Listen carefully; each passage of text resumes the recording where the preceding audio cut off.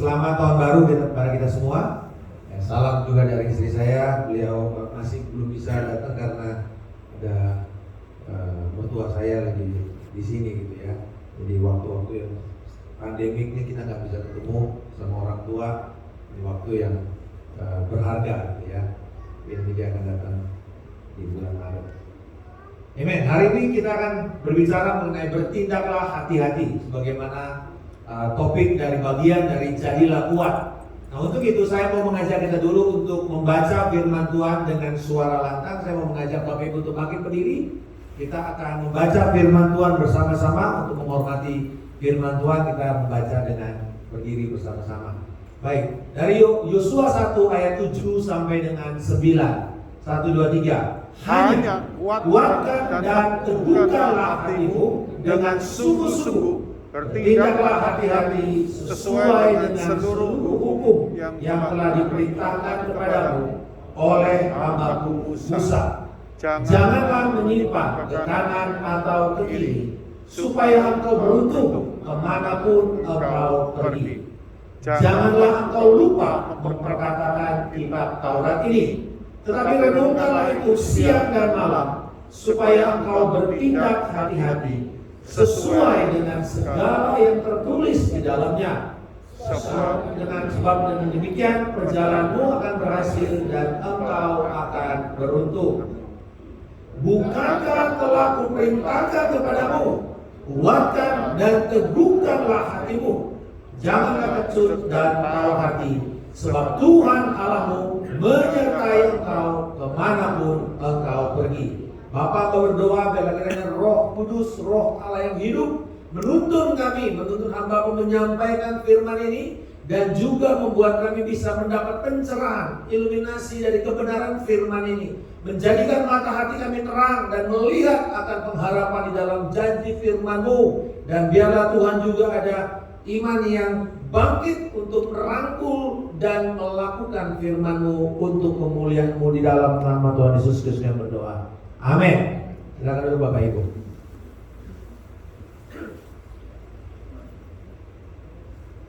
Ketika Yosua menerima panggilan ini, dia tahu bahwa dia sedang ada di dalam sebuah transisi, bayang-bayang dari seorang yang begitu hebat, hamba Allah, hamba Yahweh.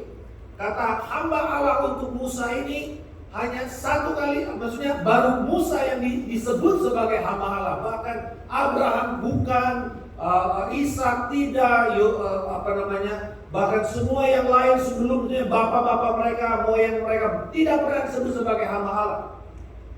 Dan kemudian Yosua bukanlah seorang yang setara dengan Musa. Dia Masyarakat itu seorang abdi, seorang asisten, ajudan, yang mungkin beberapa penugasan dia dapatkan, tetapi pada dasarnya dia adalah ajudan pribadi daripada Musa.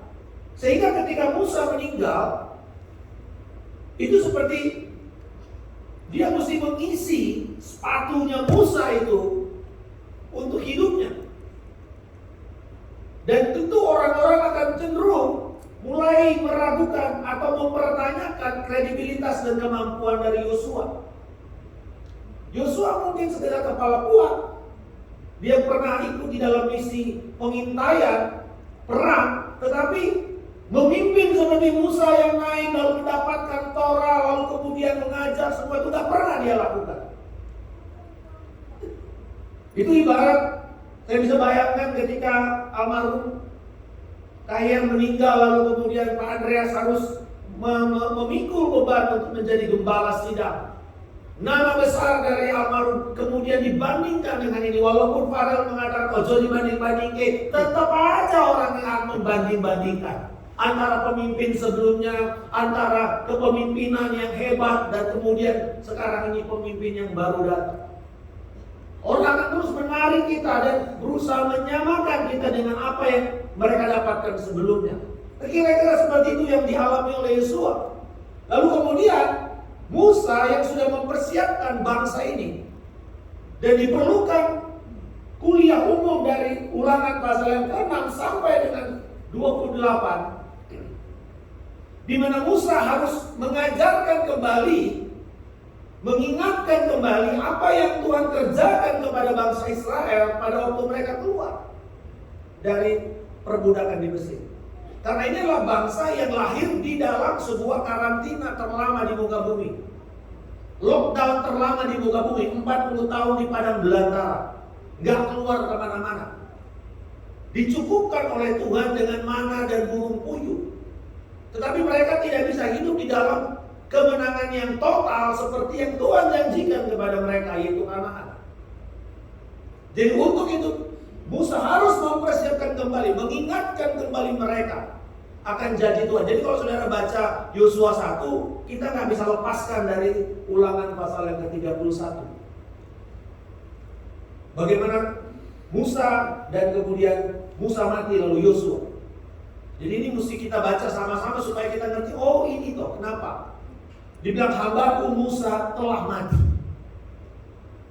Itu sesuatu yang sangat penting untuk kita mengerti bahwa gak ada lagi figur besar itu.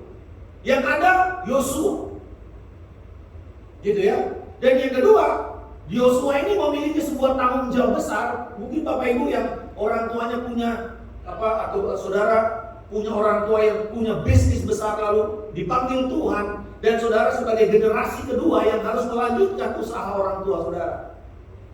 Kita tahu bahwa nggak banyak, bahkan di Indonesia ini kita sudah lihat tycoon besar, taipan besar, atau mungkin mogul yang kelihatannya hebat di Indonesia ini, yang ketika masuk kepada generasi kedua, walaupun anaknya pulang dari luar negeri, tidak bisa sebaik untuk memimpin perusahaannya. Kenapa? Sederhana.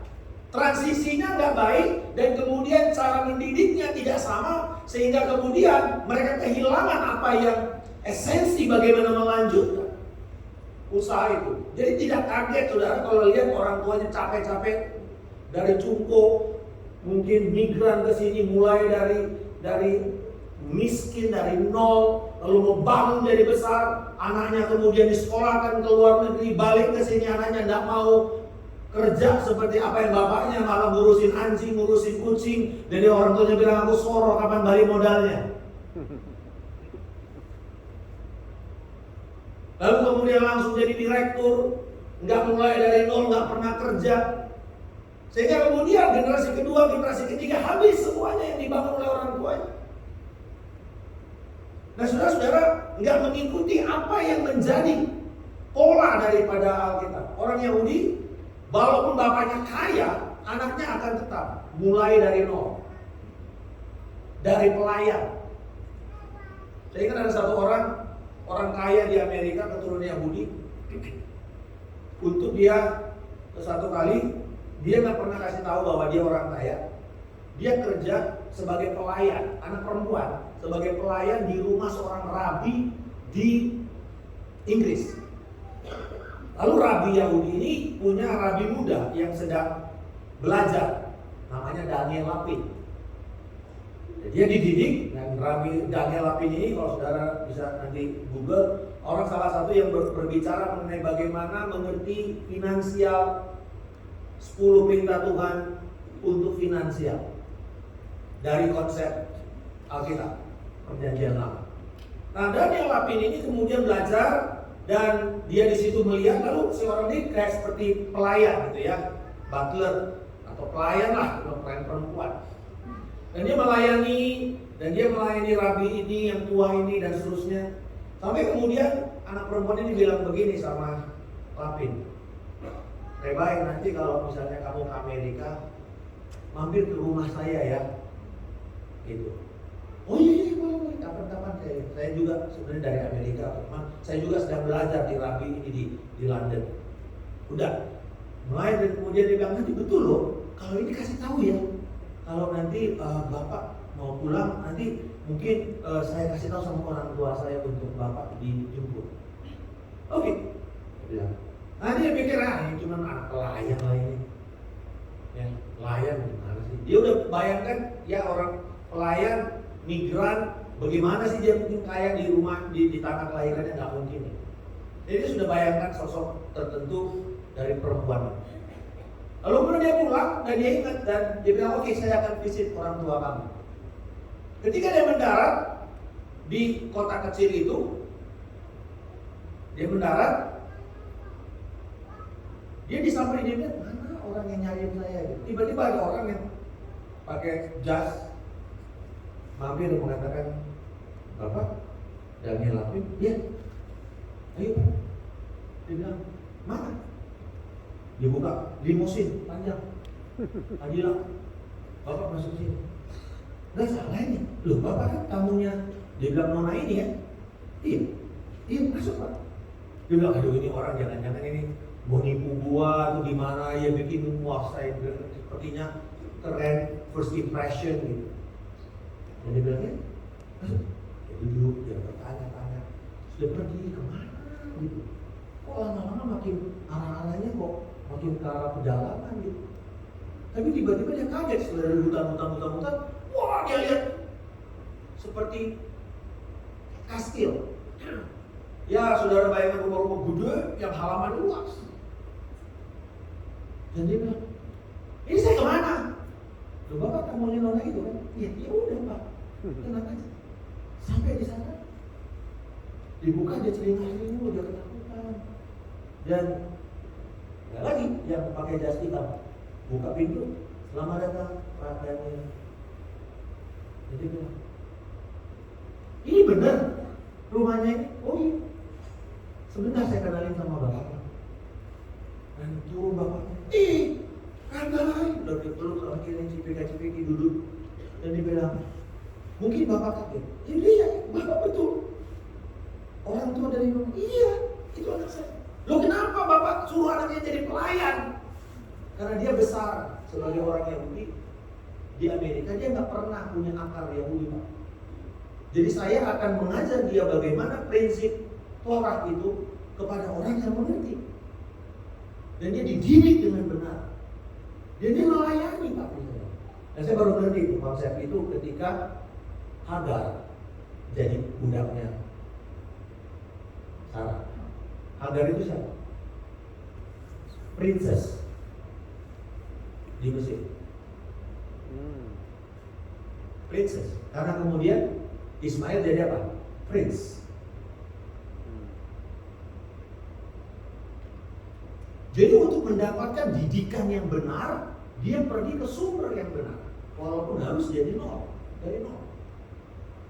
Itu yang mulai terjadi. Kalau Bapak Ibu yang bisnis di sini, mana yang saudara percaya? Anak yang tiap hari di toko tahu semua inventory orang tua daripada yang pulang dari luar negeri lalu kemudian memegang toko. Mana yang saudara lebih percaya?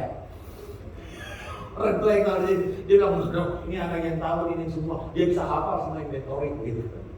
Dia tiap hari, yang ini NDA sih, tapi nggak tahu apa-apa, nggak pernah kenal, nggak pernah ngomong, nggak pernah tahu konsumer di sini dan seterusnya. Artinya bahwa ada satu yang kita mesti belajar, bagaimana Yosua start dari zero. Dia betul-betul hidup melayani jadi asisten pribadi dari Musa. Nah kemudian dengan beban berat itu yang kedua, dia tahu bahwa ini bangsa ini nggak pernah punya pengalaman perang. Sedikit sekali persenjataan yang mereka punya. Bagaimana saya mesti bisa memimpin mereka? Dan dia seorang panglima perang. Dia pernah berperang melawan Amalek, kita tahu di dalam Keluaran. Dia pernah punya pengalaman perang yang hebat. Dan dengan Tuhan yang menyertai. Harun dan Hur yang berdoa dengan Musa. Setiap kali tangannya Musa terangkat, Yosua menang. Tangan Musa turun, Yosua terdesak. Bolak-balik begitu. Sampai akhirnya mereka ngerti. Peperangan ini adalah milik Tuhan. Tetapi generasi berikutnya nggak pernah tahu. Itulah sebabnya kemarin dalam pertemuan doa pagi saya share bagaimana yang pertama Yosua harus, walaupun dia sudah terima janji, dia perlu bertemu, berjumpa dengan Allah. First encounter dengan Tuhan. Di dalam Yosua pasal yang kelima. Bapak Ibu, itu sebabnya kenapa 10 sampai 13 Januari minggu ini kita akan berdoa. Karena bukan cuma kita dengar firman dan dapat firman, tetapi kita perlu perjumpaan dengan Allah. Amin saudara. Dan perjumpaan itu pada waktu saudara berpuasa, pada waktu saudara menyisihkan semua prioritas-prioritas yang lain dan menaruh ini sebagai prioritas penting. Bukan cuma kalender tahunan gereja, tapi inilah prioritas penting. Supaya apa? I want to have a personal encounter with God.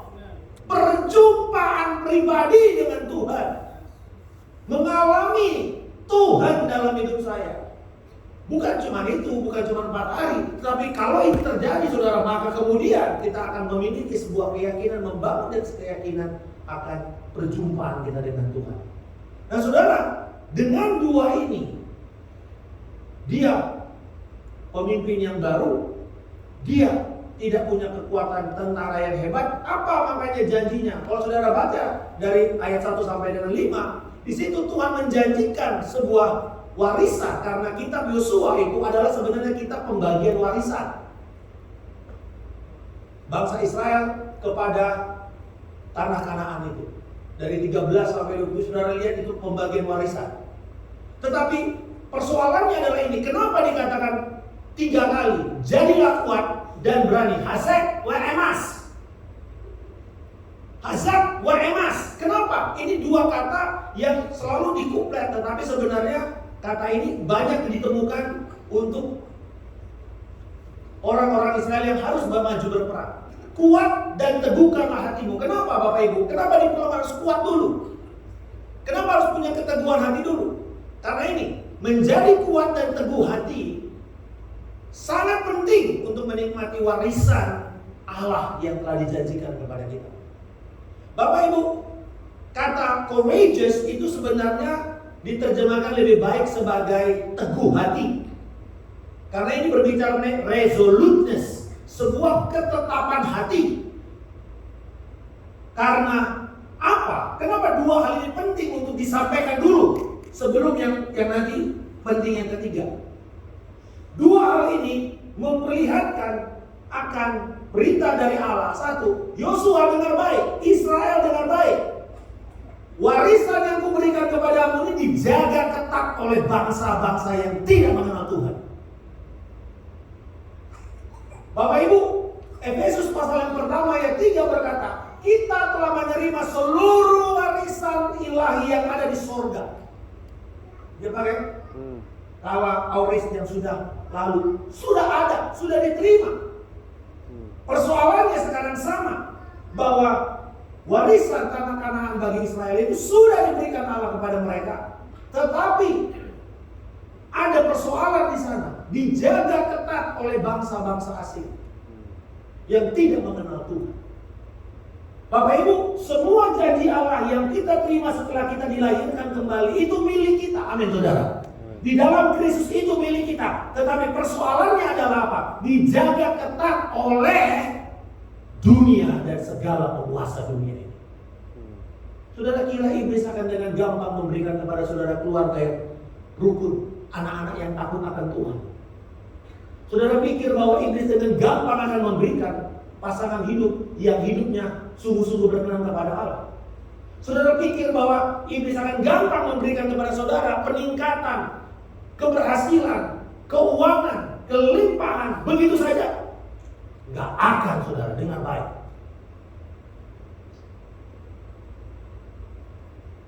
Itu tidak menjadi haknya dia lagi, tetapi secara de facto itu masih dia kuasai. Harus ada perjuangan seperti bangsa Indonesia. Kita umumkan kemerdekaan kita tanggal 17 Agustus 45, betul? Kapan kita sungguh-sungguh merdeka? Jangan bilang sampai sekarang apa belum Pak? Kita masih menjadi kapitalis. Jangan. Saya mau bicara sesuatu yang religius. Secara de jure, secara hukum kita merdeka 45, betul? Tetapi secara fakta, kapan kita mendapatkan kedaulatan kita sebagai sebuah bangsa utuh? Setelah konferensi meja bundar 49 Desember 49. Antara 45 sampai 49 makanya dibilang sebagai apa? Perang kemerdekaan, perjuangan kemerdekaan, bukan untuk mencapai kemerdekaan, tetapi untuk mendapatkan kegenapan penuh dari kemerdekaan kita. Agresi 1, agresi 2 dari Belanda, semua perang-perang itu perang revolusi orang bilang. Itu saudara, jadi orang Kristen itu bertobat lahir baru menerima semua seperti kita menerima kemerdekaan Indonesia. Tetapi sebelum kita mendapatkan kepenuhan janji Allah itu, kita harus berhadapan dengan musuh yang tidak rela haknya diambil. Karena dia sebenarnya tidak sah untuk menduduki hidup kita. Bapak Ibu, ada yang hilang di bangsa ini, ada yang hilang di gereja sekarang ini, yaitu roh pejuang. The spirit of warrior, semangat perjuangan. Karena sekarang gereja lebih sering dengan complacent, kenyamanan. Orang mau mencari sesuatu yang nyaman, sesuatu yang enak, sesuatu yang menggelitik telinga mereka, pulang lalu ketemu makan-makan dan happy go lucky, lalu kemudian kerja besok sampai begitunya lagi. Segala sesuatu yang mengatakan, hai harus berjuang. Udah gak ada lagi khotbah-khotbah seperti itu kita dengar. Tapi saya percaya bahwa gereja ini ingin membangkitkan pejuang-pejuang lagi. Amin saudara. Roh pejuang itu dari mana kita tahu gereja fokus kepada perjuangan? Berapa sering jemaat itu datang di dalam doa? Berapa sering mereka serius di dalam puasa? Berapa sering mereka bertekad untuk datang ke rumah Tuhan? Bapak Ibu, Diperlukan tekad pada hari ini untuk berdatang bertemu seperti ini. Jangan cari tempat yang sekedar ya udah sambil lalu. Saya pokoknya sambil jalan, nanti pergi ke gereja sebentar, sejam, lalu kemudian saya ketemu di mall yang sama, lalu lihat anak-anak main, dan semuanya lalu jam 4 pulang, jam 8 sudah tidur, lalu besok sekolah. Hanya nyaman. Dan tahu bagaimana apa isinya, apa yang penting datang sana, ya udah gereja, udah store muka hari ini sama Tuhan. Gue udah ke gereja. Daripada ke sini, udah jauh, gak ada mall di sini. Amin. Ada bilang amin. Ya memang gak ada mall, karena ada mall kan di kota sini. Parkir juga terbatas. Sekarang orang di Jakarta sama, tanya Pak, gerejanya di mana? Wah, parkirnya susah itu parkirnya. Kalau kamu parkir aja susah, bagaimana mau mendapatkan warisan ilahi?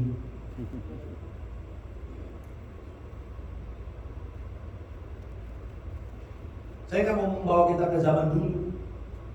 Generasi sekarang nggak akan tahu. Tapi Bapak Ibu pernah ada mungkin dari Malang bisa ibadah di sini pada awal-awalnya.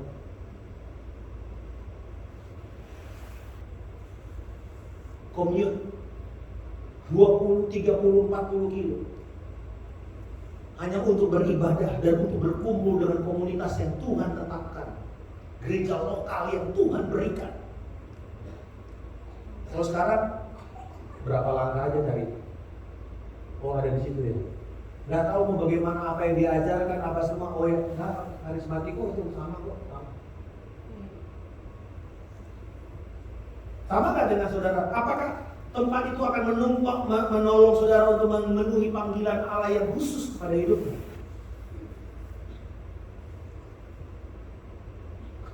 Menjadi kuat sangat penting untuk menerima warisan. Nah, perintah untuk menjadi kuat, karena ini adalah perintah saudara. Dan di dalam ayat 7 tadi kita bilang hanya. Jadi pertama, kuatkan dan teguhkanlah hatimu. Yang kedua, hanya kuatkan dan teguhkan hatimu. Lebih kuat lagi gitu maksudnya. Lebih kuat dan lebih teguh. Lalu ayat 9, bukankah telah kuperintahkan kepadamu? Gak ada tawar-menawar. Itu maksudnya. Jadi ayat 7 sampai 9 ini sebenarnya sebuah panggilan untuk menjadi berani, tapi juga dia kasih tahu bagaimana kamu bisa jadi berani. Apa sumber keberanian kamu? Apa sumber sukses kamu? Dan itu yang akan kita pelajari hari ini. Jadi kunci keberhasilan Yosua dan bangsa Israel berebut tanah Kanaan adalah berakar dalam firman Tuhan, bukan pada kekuatan militer mereka, bukan pada kuda-kuda, bukan kepada alat-alat perang. Mereka punya terbatas, tapi saudara lihat bahwa peperangan milik Tuhan. The battle is the Lord. Itu kesimpulan dari bangsa Israel ketika mereka menang perang. The battle is the Lord. Peperangan ini milik Tuhan. Tahun ini tahun milik Tuhan. Ada amin saudara? Amin saudara? Katakan tahun ini adalah tahunnya Tuhan. Dari mana kita tahu? Bisa-bisa nyapa Markus saja itu. Enggak. 2023 Masehi, betul kan? Tahun kita? Betul? Kalau bahasa Inggrisnya 2023 AD. Nah, orang yang anti kekristenan nggak mau pakai AD lagi. Dia pakai CE, Common Era. BBC semuanya, ensiklopedia umum dia pakai CE, Common Era, era umum.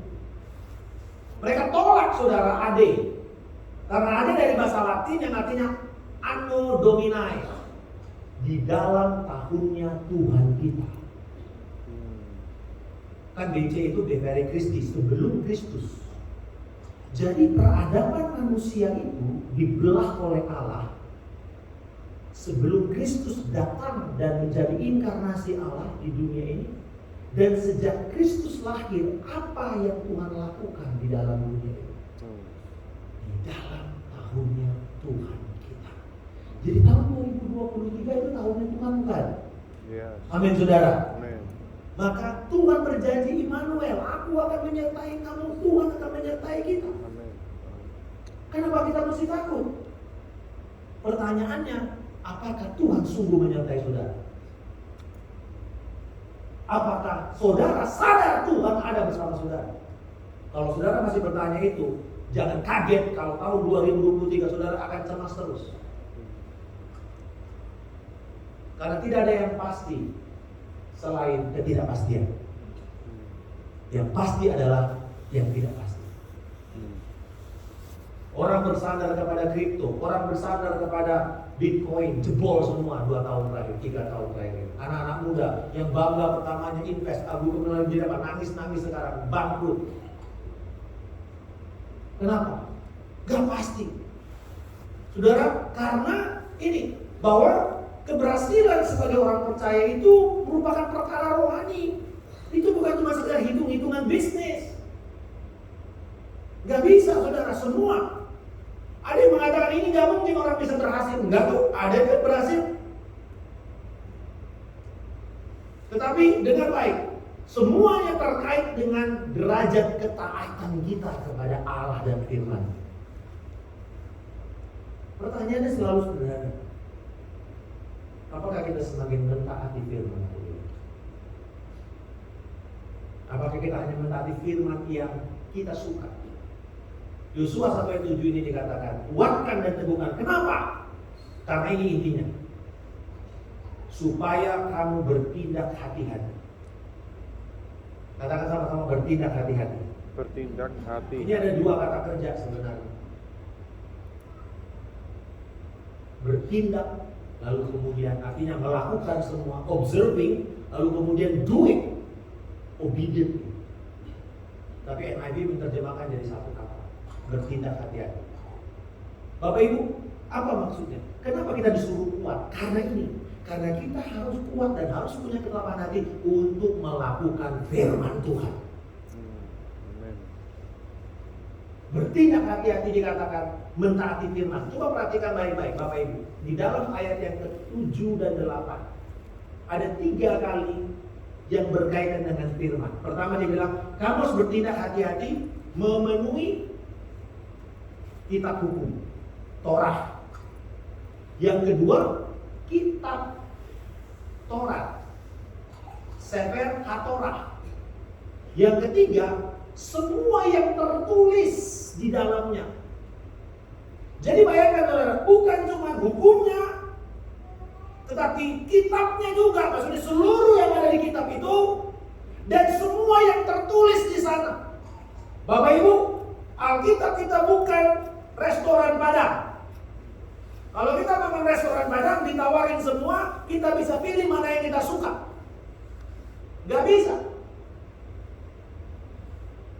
Mau itu, ya saya tahu bahwa kikil bahaya ini. Tapi ada yang suka kikil, otak bahaya ini. Ada yang suka otak juga. Tapi Bapak Ibu, di dalam firman Tuhan dikatakan seluruh firman Tuhan itu. Katakan sama-sama seluruh. Seluruhnya. Semua nggak ada yang terpisah. Itu sebabnya Bapak Ibu ya, gereja-gereja awal itu memiliki kalender baca firman dan kalender khotbahnya itu nggak sama dengan gereja-gereja kebanyakan yang modern.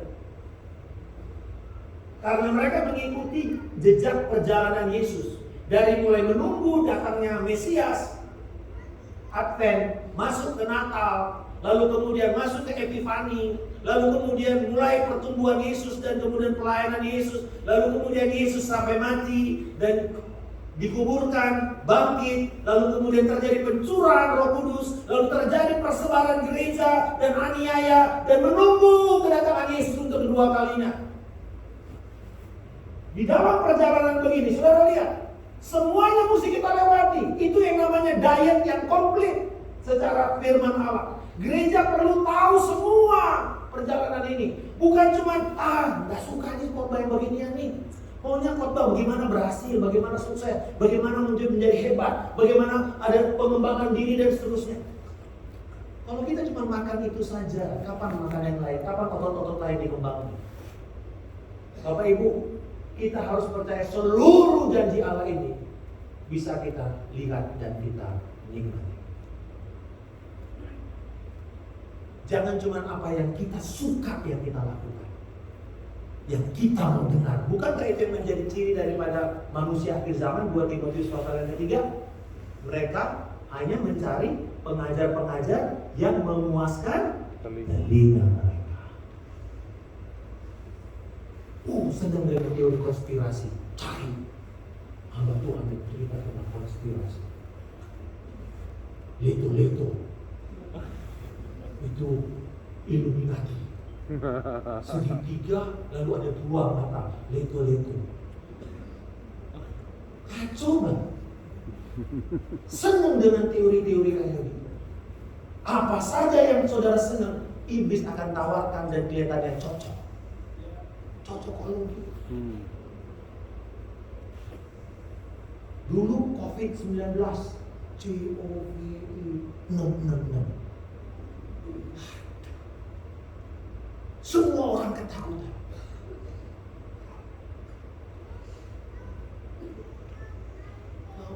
Dengan baik, pahami firman. Makan firman kita dari Kejadian sampai Wahyu.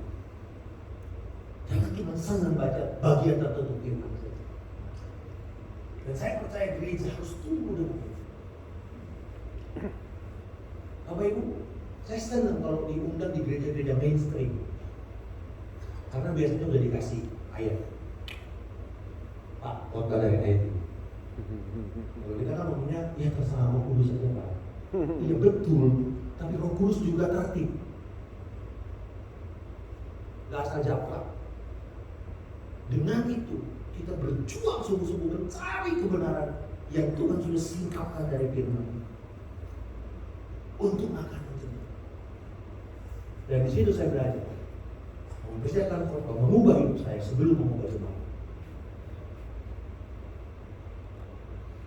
Bertindak hati-hati, jangan menyimpang ke kanan ke kiri. Kenapa dikatakan? Karena nggak ada bearingnya, nggak ada acuannya. Mau lihat kiri, mau lihat kanan, bangsa asing, bangsa-bangsa yang menyembah berhala, apa yang mereka mau lihat? Apa yang mereka mau belajar? Nggak ada. Lihat firman. Pak, nanti jadi cepat dong Pak kita. Dengan baik. Semua saudara yang boleh dengar, saring dengan firman Allah. Itulah saringan yang terbaik. Karena kalau tidak, apa yang terjadi? Mazmur 1 ayat 1. Orang yang mendengar nasihat orang fasik berdiri di tempat orang berdosa dan duduk di kalangan pencemooh. Saudara lihat degradasinya, downfall-nya. Pertamanya apa? Bingung mengenai nasihat pernikahan. Dengar apa yang kata teman-teman, apa kata dunia, apa kata internet. Dengar. Lalu kemudian berdiri di nasihat orang berdosa. Apa teman-teman bilang yang sekitarnya ini? Teman main, teman goes, teman arisan, apa semua. Ya gak kenal Tuhan. Oh iya benar ya. Jadinya Tuhannya mesti cerai. Oke. Dan kemudian dia duduk di pencemooh. Artinya apa? Mulai mengatakan apaan itu firman, apaan itu Alkitab. Gak peduli. Sudah lihat? The downfall dimulai dari apa? Gak pernah mau menyaring apa yang dikatakan, apa yang didengar. Jangan menyimpang ke kanan ke kiri. Bertindak merenungkan firman. Apa maksudnya merenungkan? Merenungkan itu bukan seperti saudara mesti pergi ke ubud, lalu kemudian cari tempat lalu enggak, bukan itu. Merenungkan firman itu dalam konsep Yahudi adalah pertama dia harus fokuskan, memutuskan untuk fokus kepada Tuhan, kepada atribut Tuhan, kepada Dia sebagai Allah yang berkuasa, Allah yang berdaulat, Allah yang kudus, Allah yang benar, Allah yang suci, Allah yang adil. Fokus kepada Dia, lalu kepada karya-karyanya.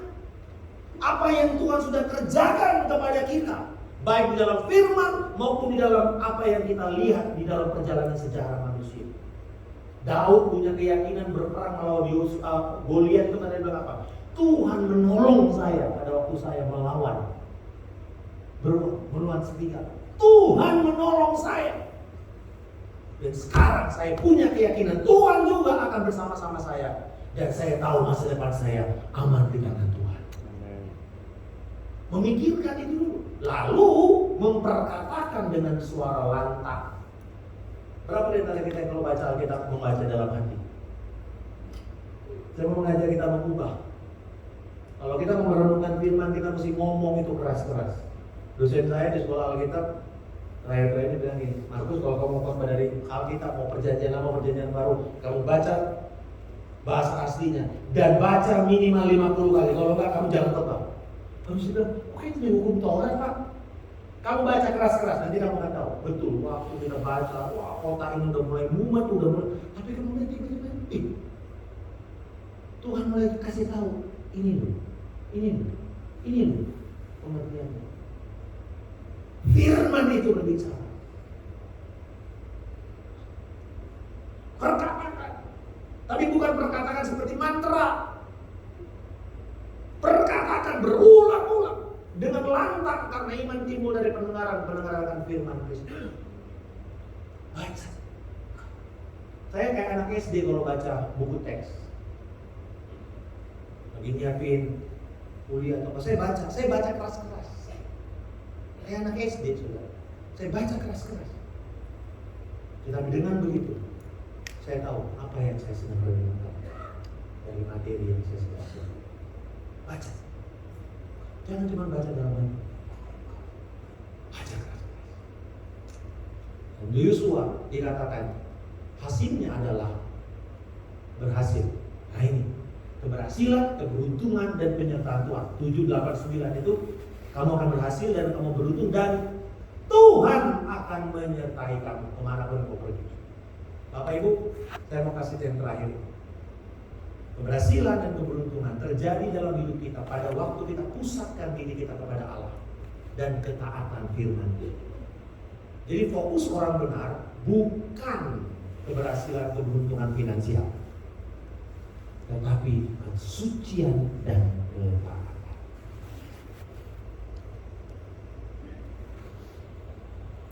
Bapak Ibu, sebelum-sebelumnya saya rajin bikin resolusi awal tahun. Tapi kemudian setelah saya mempelajari statistik bahwa bulan Februari, 2 minggu pertama orang sudah lupa dengan resolusinya. Nanti bulan Februari tinggal 40%. Bulan Juni tinggal 2-8%. Akhir tahun kalau 2% berhasil itu sudah hebat. Setelah itu saya frustrasi. Lalu apa yang saya lakukan? Saya cari apa sih yang Tuhan mau yang tidak pernah berubah? Oh, menjadi serupa seperti Kristus.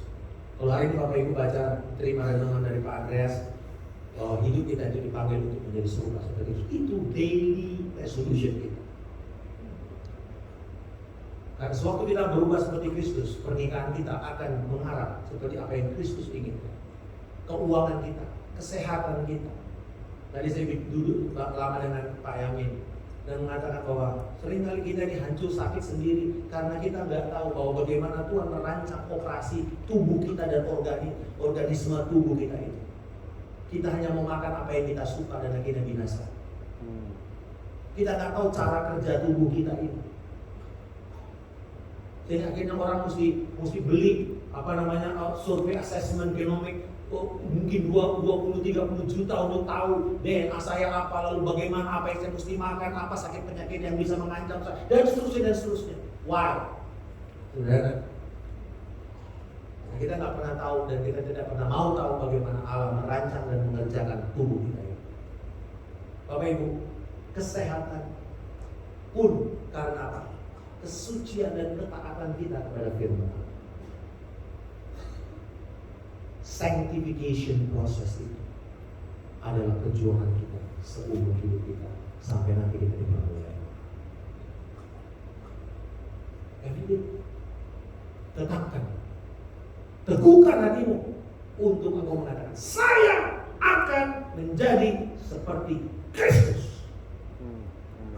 Itu keputusan saya. Dan saya berdoa itu menjadi keputusan kita semua. Pak, kenapa? Bukan finansial. Nah ini kesalahan banyak gereja kita. Gereja umum, terutama kalangan karismatik dan Pentakosta. Prosperity gospel.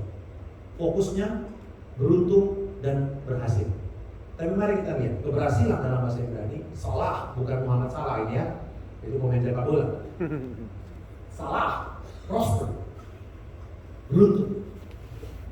Ya, diterjemahkan be successful itu dari kata salah. Tetapi di dalam perjanjian lama, ini diterjemahkan untuk segala usaha orang percaya yang selalu karena kemurahan dan penyertaan Tuhan. Gak ada kaitannya dengan keuntungan finansial. Tidak diukur dengan keuntungan finansial. Walaupun nanti ada implikasi finansial. Sebagai contoh, Abraham disertai dan penuh dengan kemurahan Tuhan, masuk ke Mesir dalam kondisi kelaparan. Lalu apa yang terjadi? Karena penyertaan dan kemurahan Tuhan, dia tidak dibunuh, istrinya tidak diambil oleh raja, malah pulang dari Mesir mendapatkan begitu banyak harta. Ishak, hal yang sama. Di tanah Gerar, masuk dalam kondisi susah, tapi penyertaan Tuhan ada bersama dia, kemurahan Tuhan ada bersama dia. Dia menjadi kaya di tempat yang paling sulit, diusir juga, tapi Tuhan tetap menyertai dia. Segala usahanya membangun dan menggali sumur yang bolak-balik berantem, tapi ujungnya musuh dibuat berdamai dengan dia. Amin. Itu sumur Barseba yang sampai sekarang saudara bisa pergi ke sana di Negev. Bagaimana dengan Yusuf? Bolak-balik dibuang, dari mulai menjadi kepala rumah tangga Potifar, didakwa palsu, masuk menjadi manajer penjara, juga dilupakan, sampai menjadi orang nomor 2 di Mesir. Semua karena 2 hal. Kemurahan Tuhan, dia tidak dibunuh. Orang Ibrani, budak tidak ada harganya bagi orang Mesir. Kesalahan fatal, gak usah fatal, satu saja orang gak suka, mati saudara. Kenapa dia gak mati di rumah Potifar? Kemurahan Tuhan. Baca apa yang menjadi syarat dan dasar kenapa Yusuf berhasil. Karena Tuhan menyertai dia. Amin. Katakan sama-sama, penyertaan Tuhan. Penyertaan Tuhan. Immanuel itu saudara. Kemurahan Tuhan yang membuat dia bertahan. Sehingga ketika orang Mesir menamai Yusuf, namanya apa? Zefnat Paneah. Tuhan itu hidup, Tuhan itu berbicara. Dari mana orang-orang Mesir tahu itu? Karena dia lihat bagaimana Tuhan dan kemurahan Tuhan dan penyertaan Tuhan. Tetapi saudara lihat apa implikasinya secara ekonomi. Yusuf menjadi orang yang sangat diberkati secara finansial. Tapi bukan itu tujuan Yusuf mentaati firman.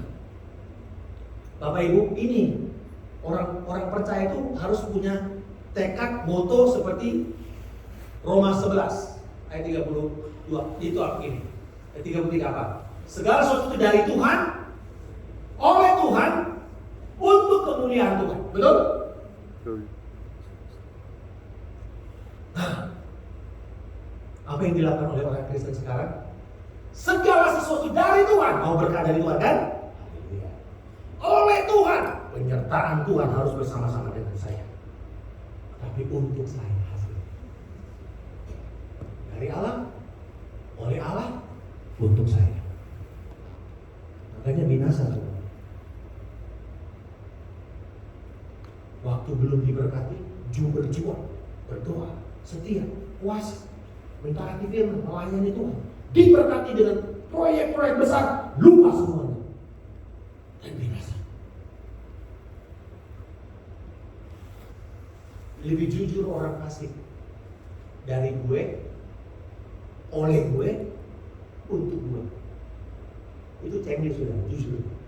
Aku gak percaya Tuhan, gak apa-apa. Aku usaha sendiri dengan upah dan kekuatanku sendiri, dari modalku sendiri. Lalu untuk saya, gak apa-apa dong, benar. Tapi ya binasa kan. Kalau kamu jadi orang Kristen, dari Tuhan, oleh Tuhan, untuk kemuliaan Tuhan, bukan untuk kemuliaan saya. Bapak Ibu, ini kuncinya. Kita akan tutup dengan kunci sukses.